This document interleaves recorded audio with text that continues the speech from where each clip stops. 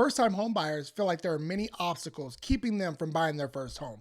But on today's episode, we're going to talk about the only obstacle that's holding you back from homeownership. Welcome to the Homeowner Prep podcast, where every week we educate and encourage aspiring homeowners to help them buy their first home faster. If you aspire to own a home, you're in the right place, so enjoy. Do us a favor and leave a review, a rating, and be sure to subscribe. Now let's get to this week's episode. Hello and welcome to another episode of the Homeowner Prep podcast.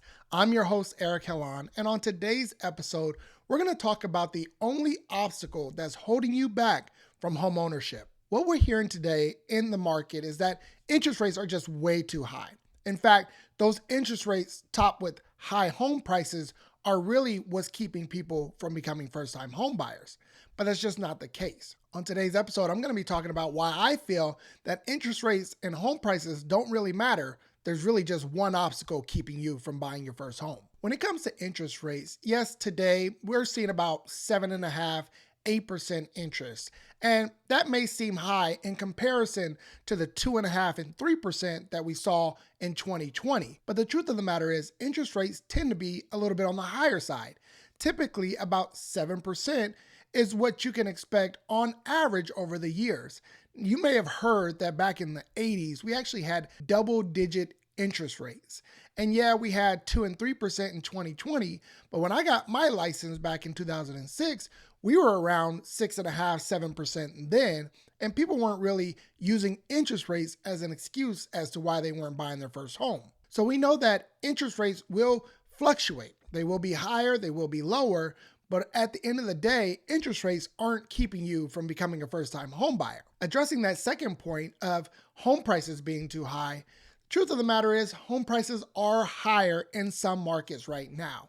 There are markets that you can go to where you can still find a home for $300,000 or $400,000, being that our national average is around that price. But do you want to live there? That's the question that you have to ask yourself. Yes, if I go to a really nice neighborhood, like here in San Diego, if I go to La Jolla, I can drive around that city and say, home prices are just way too high.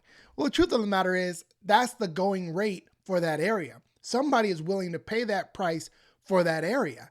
And so it's not that home prices are too high. It's just that the home prices in the area that you want to live in may be higher than what you're willing to pay. When you say home prices are too high, you're saying that they're actually inflated, and that may not be the reason. We know that home prices are determined by the demand of the market.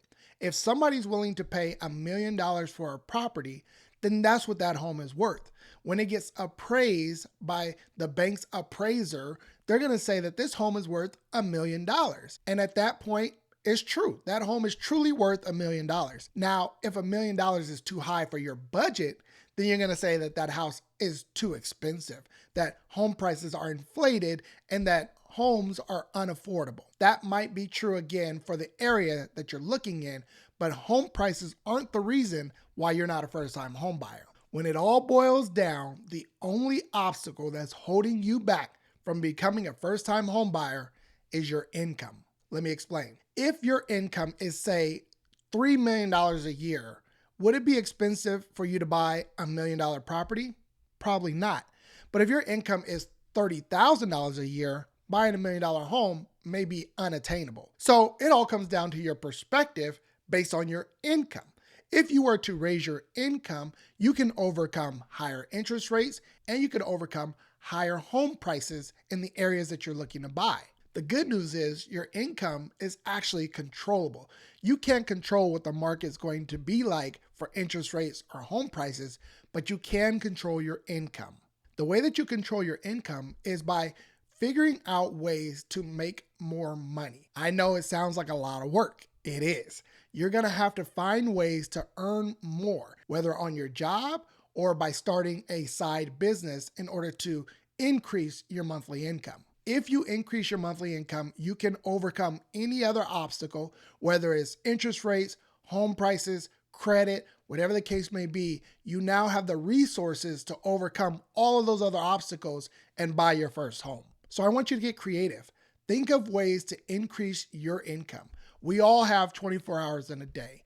We have to figure out how to best utilize that time in order to reach the goals that we have in life. Those may be family goals, financial goals, whatever the case may be. That's where you're going to spend your time.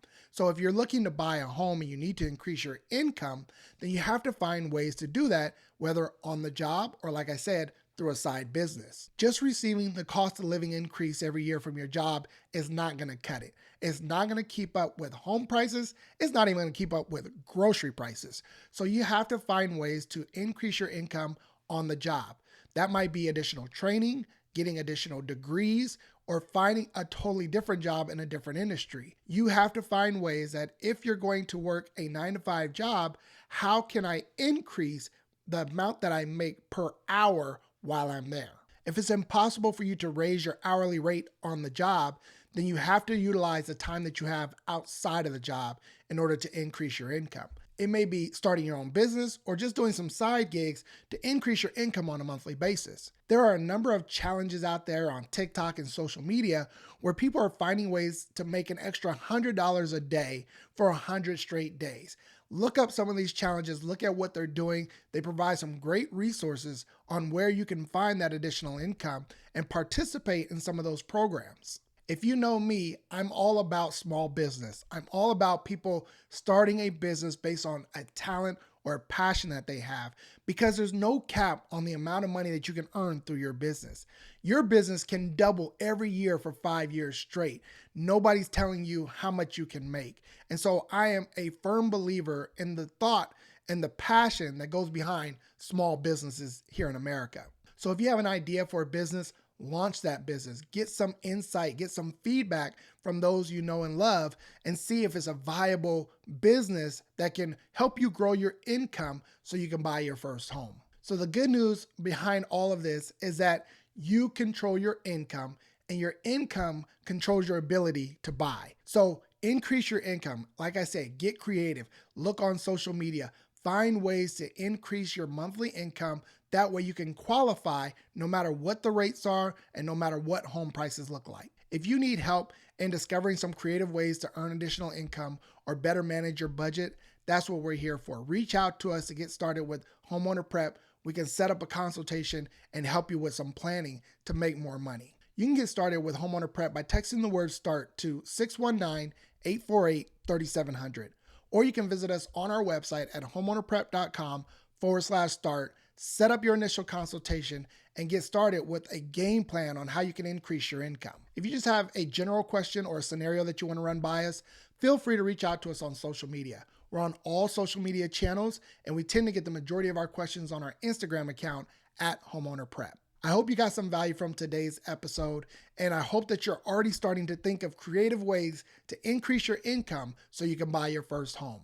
I look forward to providing you with some more great content on the next episode, and until then, be blessed. If you've enjoyed this show and got some great value from it, please be sure to rate and review. And if you're checking it out on YouTube, please be sure to subscribe. That really does help us to continue the show and bring in some great guests to help you on your home buying journey.